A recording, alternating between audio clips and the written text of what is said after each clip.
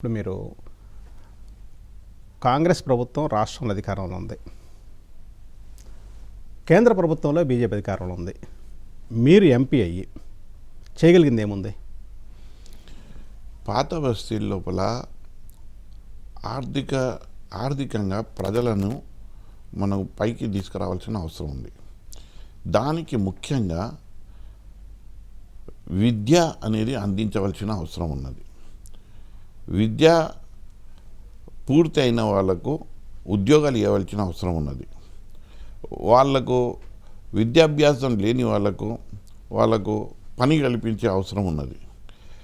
పాత నగరంలో వచ్చేటప్పటికి అక్షరాస్యత చాలా తక్కువ.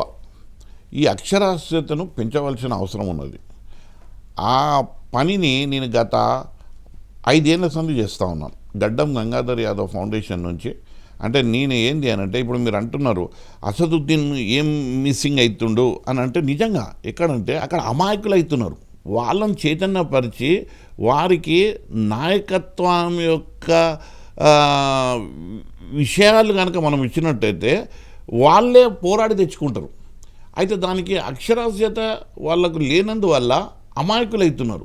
వారికి విద్యను నేను గడ్డం గంగాధర్ యాదవ్ ఫౌండేషన్ నుంచి ఉచిత విద్యను అందిస్తాను. మీరు చేయగలుగుతానంటారు? అంటే ఎంపీ అయిన తర్వాత నిజంగా అక్కడ కావాల్సింది చాలా సామాజిక స్పృహతో కావాల్సిన సంక్షేమాలు వాళ్ళకి రావాలండి. వాళ్ళకు అక్కడ ఇల్లు లేవు, అక్కడ ఉద్యోగాలు లేవు, అక్కడ చదువు లేదు, అక్కడ పూర్తిగా ఏంటి అంటే వెనుకబడిన ప్రాంతం. ఇంకోటి వాళ్ళకు సోషల్ ఎకనామికల్గా వాళ్ళకి అవేర్నెస్ తీసుకోవాల్సిన అవసరం ఉంది. మీరు తీసుకురాగలరు, ఎందుకంటే మీరు ఆల్రెడీ ఆ లైన్లో ఉన్నారు. ఎందుకంటే మీరు కాలేజీలు పెట్టారు, అభివృద్ధి చేశారు. ఒక సూటి ప్రశ్న, స్ట్రైట్గా ఆన్సర్ చెప్పండి. చెప్తా. ఈ సీట్ ఇవ్వడం ద్వారా మీరు ఎలివేట్ అయ్యారా, బలిపశు అయ్యారా? ఎలివేట్ అయినా, నేను చాలా ఎలివేట్ అయినా. ఎందుకనంటే నా యొక్క దృష్టికోణాన్ని ప్రజల దగ్గరికి వాళ్ళ దగ్గరగా తీసుకెళ్తున్నా. ఇది ఒక అవకాశం. ఇది అవకాశం. మీరు చివరగా మీ ప్రాంత ప్రజలకు ఒకసారి గడ్డం శ్రీనివాస యాదవ్ని ఎన్నుకుంటే ఏం చేస్తారో చెప్పి ముగించండి. నాకు ఎందుకు ఓటు వేయాలి అని మీరు అడిగినట్టయితే, నేను బీఆర్ఎస్ పార్టీకి చెందినటువంటి వ్యక్తిని. గత 10 సంవత్సరంలో మేము ఎన్నో అభివృద్ధి పనులు పాత నగరంలో చేసినాం.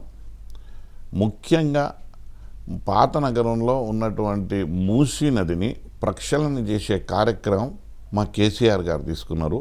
ఆ మూసీ నదికి ఒక బోర్డు వేసి అందులో 2,000 కోట్లు అక్కడ పెట్టి ఆ మూసీ నదిని సుందరీకరణ చేయాలన్నది ఒక బృహత్తరమైనటువంటి కార్యక్రమం తీసుకున్నారు. అది మేము ఆ ఆలోచన చేసినాం కాబట్టి, ఇవాళ ఉన్న రేవంత్ రెడ్డి గారు కూడా అదే ఆలోచన కొనసాగిస్తున్నారు కాబట్టి మేము ఆశిస్తున్నాము ఆ కార్యక్రమం పూర్తవుతుందని. ఆ కార్యక్రమం మా వల్లే వచ్చిందని మేము ధైర్యంగా చెప్పుకుంటాం. మాకు అక్కడ ఎవరైతే ఈ మైనార్టీస్ అయితే ఉన్నారో వాళ్లకు మేము ప్రత్యేకంగా వారికి మేము ఎన్నో స్కీములు అందించినాం. షాదీ ముబారక్లో ఎంతోమంది లబ్ధి పొందినరు, కళ్యాణ్ లక్ష్మిలో ఎంతోమంది లబ్ధి పొందినరు, మెడికల్గా ఎంతోమంది వాళ్ళు అక్కడ లబ్ధి పొందినరు. ఈ 10 సంవత్సరాలల్లో మేము అదనంగా 15,000 డబుల్ బెడ్రూమ్లు ఇచ్చినాము, 1000 మందికి దళిత బంధు ఇచ్చినాము.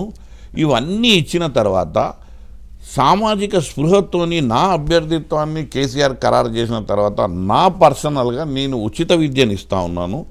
ప్రతి 2 సంవత్సరానికి ఒక జాబ్ మేళా పెడతా ఉన్నాను. ఇవన్నీ అక్కడ పాత నగరంలో ఉన్నటువంటి యువకులైనటువంటి వాళ్లకు, అర్హత ఉన్నట్టు వాళ్లకు నేను వాళ్ళకు ఉద్యోగాలు అందిస్తున్నా, వారికి విద్యను అందిస్తున్నా. నా ప్రభుత్వం పవర్లో ఉన్నప్పుడు ఇవన్నీ సంక్షేమం వాళ్ళు ఇచ్చారు కాబట్టి అక్కడ ఓవైసీకి కానీ ఇక్కడ మన మాధవిలతకు కానీ ఓటు వేయొద్దు అని నేను ప్రజలకు విన్నవిస్తున్నా. మీ ఓటును నాకు న్యాయబద్ధంగా నాకే ఇవ్వాలని నేను వాళ్లకు